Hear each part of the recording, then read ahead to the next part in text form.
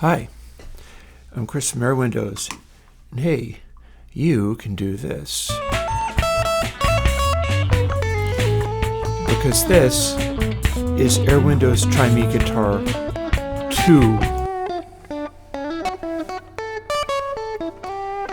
2. You might notice something a little interesting about this, and that it's a little sparky. It's a little bit out of control.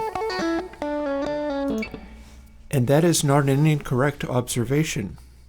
So the notes I've made on this one are, this is not going to be replacing ChimeyGuitar for the basic plugins settings in Consolidated. It is not going to even be replacing recommended, although it is going to be replacing latest in Consolidated.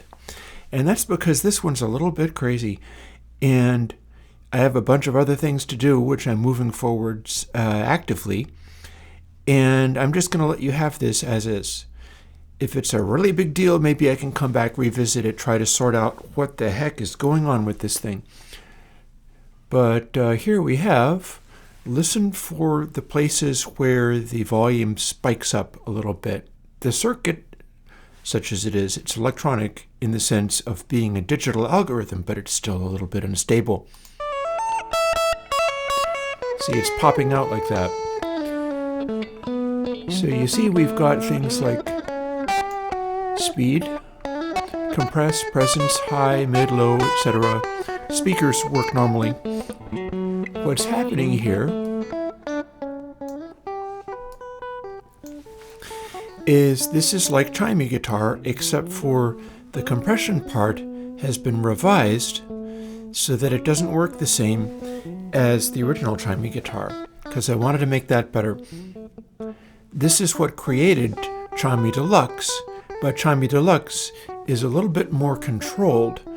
It has like preset ways of bringing in more energy as you increase the various knobs and things. This one doesn't. This does not have a sense of restraint. So what you've got is speed governs the way that the compression works, and we can increase the speed and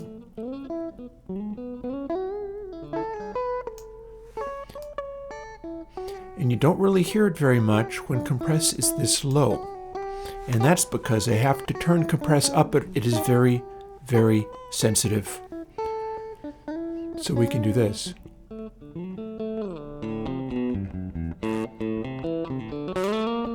We can bring it up until it's kind of scraping a little bit, it's doing something strange. And then as we pull speed down, that brings it into check a little bit.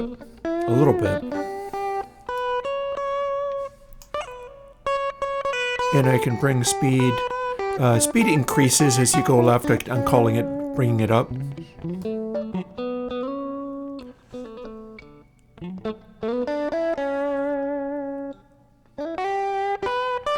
And you start hearing a sort of fuzzy overtone on there. That is part of the compression. It's not a separate distortion being added to it. And as we keep pushing it, it gets more extreme. Until we're getting an obviously distorted sounding sound. So we can pull that back again.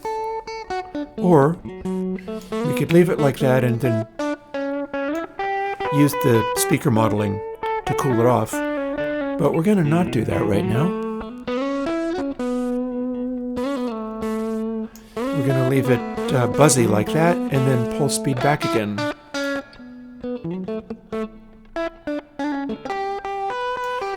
And now we have a nice, colorful, vivid compression tone where you can lean into it a little bit.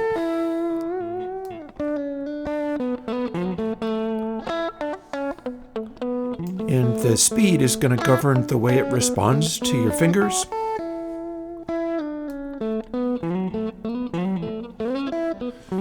So we can speed it up like that, or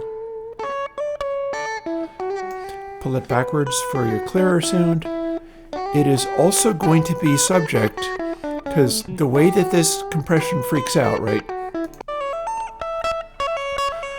You hear it popping out a little bit in some of those notes. That's a combination of compress and these tone controls. So I should be able to push high a little bit.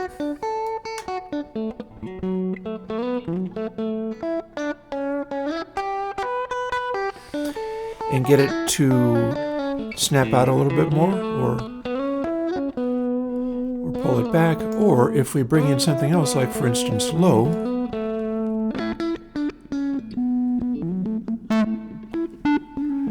isn't that interesting? So we've changed the voicing of it completely. We're still compressing it like mad, but it's now focusing on the low frequencies.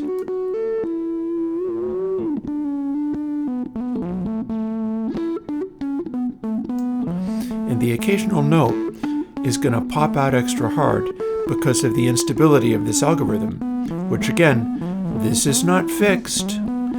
This is sort of the raw thing as I was working with it.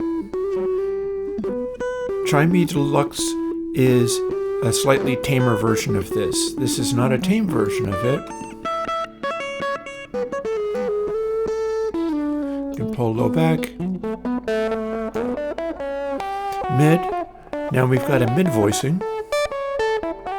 And you can still hear it popping out like that. If I pull the speed back, different things happen. We've got a very touch responsive thing happening, but this is still fundamentally a broken thing. I'm giving you an update that is not fully functioning, in case you find this behavior useful. Let's pull mid back again.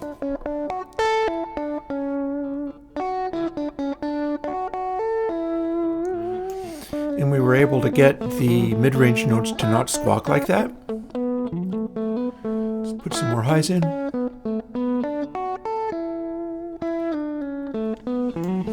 So we got a little more edge going on.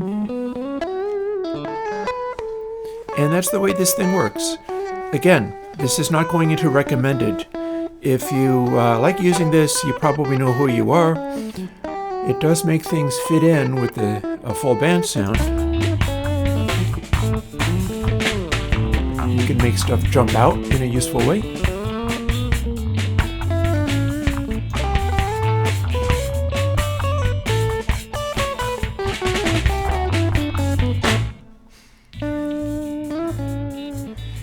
And in general, let's sit stuff in the mix in a way that it kind of jumps out. There's details that really command the attention.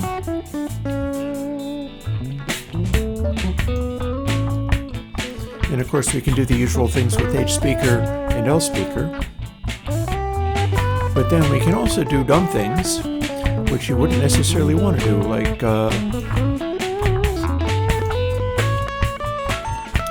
let's gradually push this until it breaks, and then I will stop playing with the mix. So what's going to happen is it'll start barking all the time, and then as I push it even farther, it'll stop working, and I'd have to reload the project or reload the plugin in order to get it to work again. And that goes something like this. So this is not pushing it too hard, or indeed you can turn it all the way down, in which case it's almost kind of padded.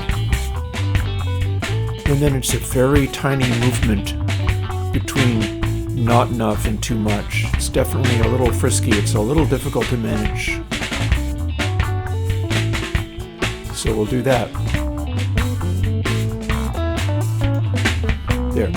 This is probably going to behave itself. But then we're going to go a little farther.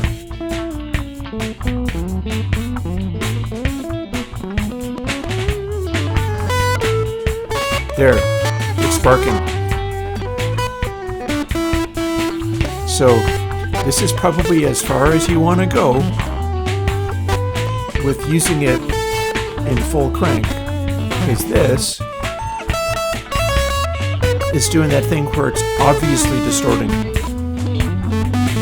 You can pull this back and have it sound good. Let's go farther.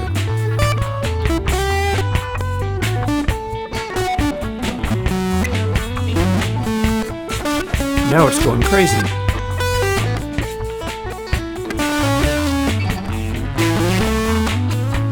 So this is a somewhat irregular effect here.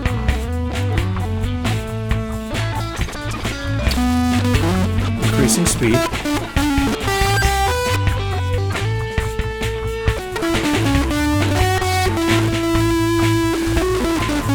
Now we're starting to freak out.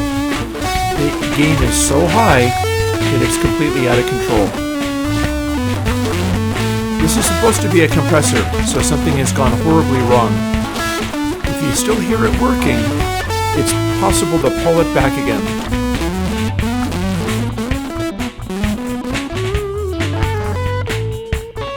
But if you push it too far,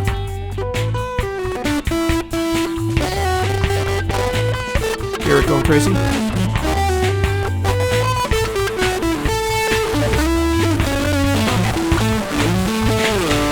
So don't do this.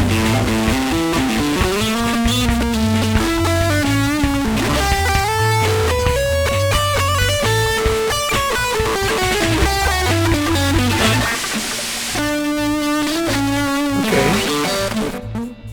You know what? I'm going to stop there.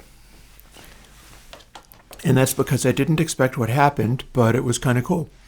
So what that was supposed to do, and what it did when I was fooling with it earlier, was make the whole thing flip out to the point where it kind of snapped and I didn't get output out of it anymore. I had to reload the plugin to make it work. It didn't do it that time. Instead, I basically just electrocuted the virtual amplifier, and it got really loud and really crazy, and you heard all of the roaring noise and crackle and stuff, and then it resumed without having blown completely. So don't count on being able to do that. I only was able to do it once, and the other time I tried to do something like that, it broke and I had to reload the plugin. But there you go. That is ChimeyGuitar2, the not recommended version of ChimeyGuitar. The one that boosts, the one that goes into crazy overloads, and it's a delicate business dialing in exactly where it needs to go in order to make it work. But I'm going to let you have it anyway, because that's just how I roll. I'm going to get busy making some other videos. Again, I am doing bonus videos for $10 and up patrons. This week I'm going to do Aerosmith's Walk This Way. And that's got a very cool sound to it, and there's a lot of bass going on, and there's a lot of useful things to learn. But publicly, I have another forbidden music in mind. And it's partly inspired by what I'm giving you as far as this weird, like, compressy guitar lead amplifier thing, or it doesn't have to be leads, you could do anything with it. But I am going to do a forbidden music version of the Eagles' Hotel California. You won't hear much of it. I'm running it through the Content Hide D version that I've got, where it'll only show you little brief blips of it. But there's a lot of useful stuff to be learned from studying how that particular one works out in meter. And I'm going to go and make the talking about the songs videos for those two videos to make. So I'll talk to you later. If you feel really brave, enjoy ChimeyGuitar2. And if what it was doing sounded too scary, stay back from this one. It's too dangerous. Talk to you later. Bye-bye.